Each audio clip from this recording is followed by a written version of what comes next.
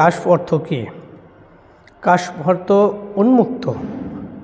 আল্লাহ তাআলার কিছু বান্দাদেরকে এমন কিছু দেখানো, তার থেকে এমন কিছু প্রকাশ পাওয়া যা অন্য কাছে এটা অপ্রকাশিত, যেগুলো অন্য দেখতে পায় না, এটাকে কাশফ বলা হয়। এই কাশফ মূলত নবী রাসূলদের প্রতি প্রযোজ্য, কিন্তু এটা কোনো অলির দ্বারাও সম্ভব। যেমন সাহাবী হযরত ওমর রাদিয়াল্লাহু তাআলা আনহু এক মাসের দূরত্ব এক কাফেলা ছিল, সেই কাফেলাদেরকে দিক নির্দেশনা দিয়েছিলেন। তার মানে অলি আউলিয়া তাকওয়াবান বান্দাদের দ্বারাও হয়তো সম্ভব হতে পারে। এই জন্য কাশফ হলো এমন একটা জিনিস যা নিজের কাছে প্রকাশিত হয়, আল্লাহর প্রদত্ত একটি এমন একটা ইলম যা নিজের কাছে প্রকাশিত কিন্তু অন্যের কাছে অপ্রকাশিত। ইলহাম অর্থ কী? ইলহাম অর্থ প্রেরণা দেওয়া, এমন কিছু আল্লাহর কাছ থেকে আসা যেগুলো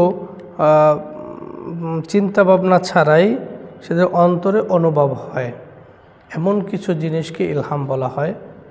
এটা সাধারণত কোনো মানুষের, স্বাভাবিক কোনো মানুষের ইলহাম হয় না, অন্য মানুষের হয়ে থাকে যারা বুজুর্গ আউলিয়া এবং আল্লাহওয়ালা। এই জন্য আল্লাহওয়ালার চেষ্টা করব। এবং পাশাপাশি এটা যদি কেউ অর্জন করতে চায় তাহলে অবশ্যই আল্লাহ রাব্বুল আলামিনের সমস্ত হুকুম আহকামের পাবন্দি, রাসূলের সুন্নাতের যত সুন্নাত রয়েছে সেগুলোর পাবন্দি অনুকরণ করা। যদি এগুলো করা যায়, বিশেষ করে আরও একটি তাহাজ্জুদের নামাজ যদি নিয়মিত আদায় করা যায়, তাহলে এগুলো মনে হয় সম্ভব। অনুপ্রেরণা, এটা যেমন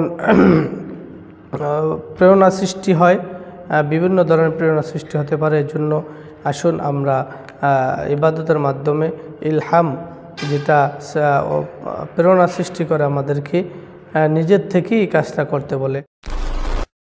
বাজার বা রাস্তাঘাটে যখন আমরা মানুষকে দেখব, সে মানুষ যদি সংখ্যা 100 হয়, সে মানুষের সংখ্যা যদি 100 হয়, তাহলে আমরা কি 100 বারই তাকে সালাম দেব তাদেরকে?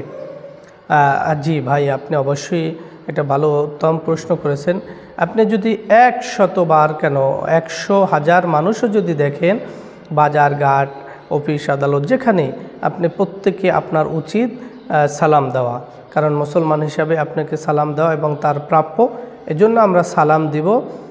সালাম দেওয়ার আগে চেষ্টা করব, কারণ আগে সালাম দিলে নিজের অহংকার, রিয়া এগুলো দূর হয়।